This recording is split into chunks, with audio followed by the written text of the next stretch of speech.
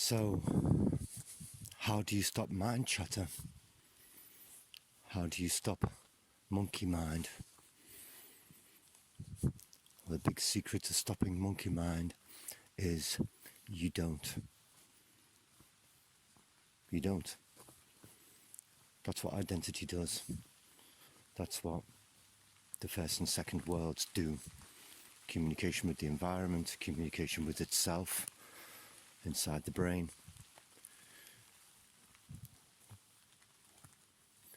We refer back to ourselves from the environment and refer to the environment all the time. That's the process of mind chatter. The thing is, you give attention to mind. You pay it attention. You listen to it all the time, incessantly.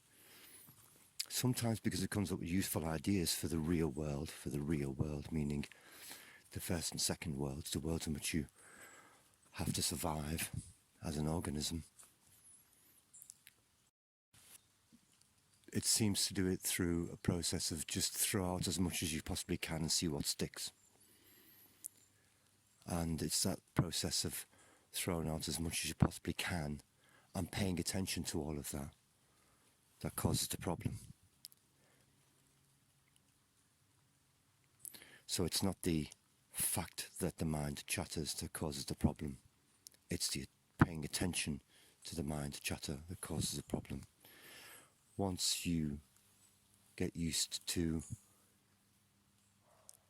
being in awareness, being present, from that position, the position of presence, the mind chatter is still there, but it fades into the background. It becomes the illusion that it is. There's no need to stop it from there. There's no need to try and make it stop. There's no need to give it any attention from there.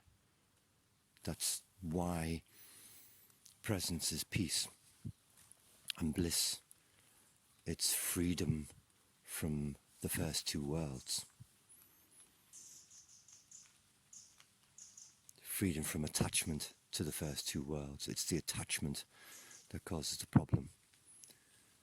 So people who are able to enter presence know, I don't have to stop mind chatter. That can carry on.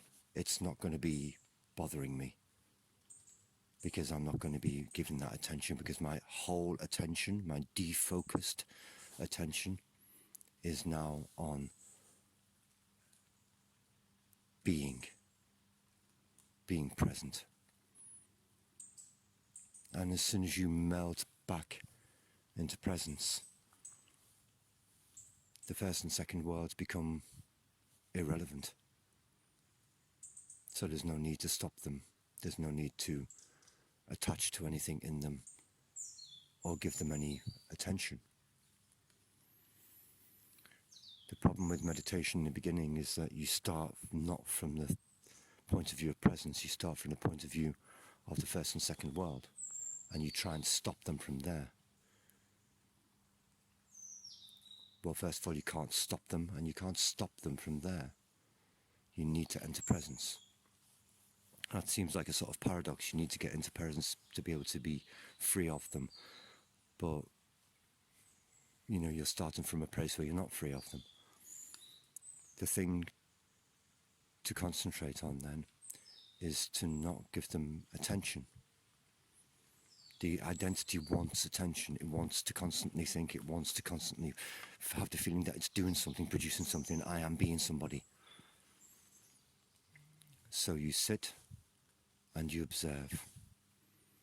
That was the point in the first meditation 1 video, to be aware of those three things going on, those three worlds, and to sit and observe the first world. Sit and observe sounds, pressure on the skin, temperature.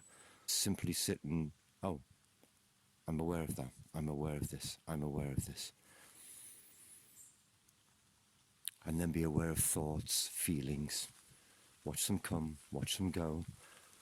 And you carry on doing that. And all the time that you're doing that, you're being aware. And then pay attention to the awareness. Okay, I've been aware of sounds outside and pressure and temperature and sights and so on and so forth. I've been aware of thoughts that come and go and feelings. But all that time I've been aware. So now I'm going to turn my attention to that thing, awareness. And as you do that more and more, the other two fade away more and more.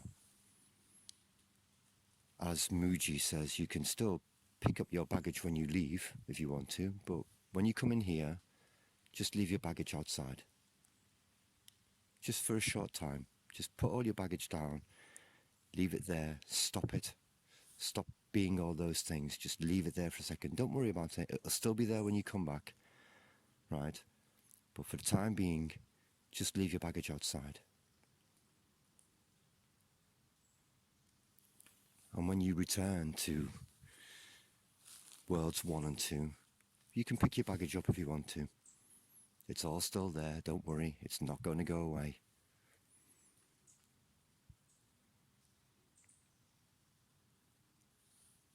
So if there is a secret to ceasing the attention to monkey mind, to putting an end to constant internal chatter, it's not to stop it. And it's not to turn your attention away from it. Try and ignore it. That's not going to work either. The thing to do is to give it your attention and observe. Not get caught up in, not attached to, not play the game, but sit back and watch it being. I liken this sort of to sitting on a shooting stool in a field from which hunters, that was a bit of German there, shoot animals, a hide. And it's as if in the landscape that you're watching, you know, something moves over there and you turn your attention to it, it's a fox, and it's jumping around. Then you see a rabbit over there, and then there's a bird over there, and then there's a pheasant over there, and you're constantly shooting from one thing from another to another, giving your attention to all these things as they pop up. But eventually you learn to not get involved in individual things, but to sit back in the hide and observe the landscape. And it's as if a fox will pop up, but the spaces in between the things will get slower. Then you see a hare, then you see a pheasant, and then you see a movement in the grass eventually. It's not, you don't know what animal it is, it's just a movement in the grass. And you observe the movement in the grass, and before it has time to form into a thought, it's already gone again. The more you attend to those things, the more shy they become, and the less they turn up, until eventually you're sitting waiting for the next thing to happen. So, come on then, where is it? Where's the next fox? Where's the next thought? And you wait, and wait. And while you're waiting, you realise, oh, this is nice. This is nice, this waiting and nothing happening, this emptiness, this silence, this peace. And there you are in awareness. And the moment you start thinking about that, up pop the foxes. And it all starts all over again. So it's a defocusing as opposed to a focusing. And we're back to the old parable that I mentioned before about the student going to the Chinese master of Kung Fu and wanting to learn his Kung Fu. The harder you try, the further you are away from the goal. That's why it's lots of spiritual teachers use the idea of not focusing on, but defocusing. It's letting go. It's why we say let it be, let it go, give in. Papa G, stop it. all of these things about stopping it, just stop it. Let it go, let it be, leave it alone, don't touch it, don't go there. That's why people use this language. They're trying to express exactly that thing. Defocus, don't focus.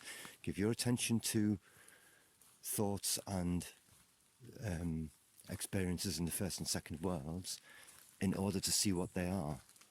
But once you can see what they are, then fall back into defocus and fall back into awareness.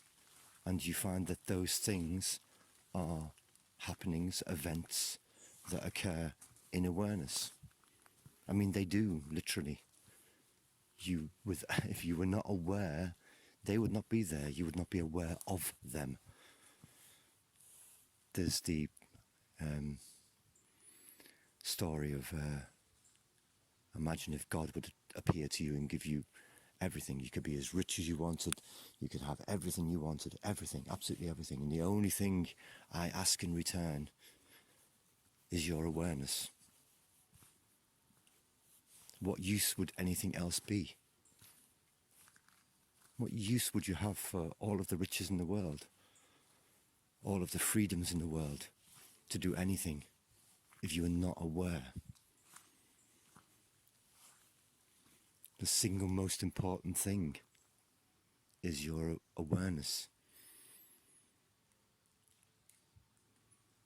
So give up everything else and go there. And it really isn't that difficult. These words make it difficult. But words make it difficult because you're trying to use words to explain experience, and an experience has to be experienced. So that would be my advice for stopping mind chatter. Sit, observe events in the first and second worlds.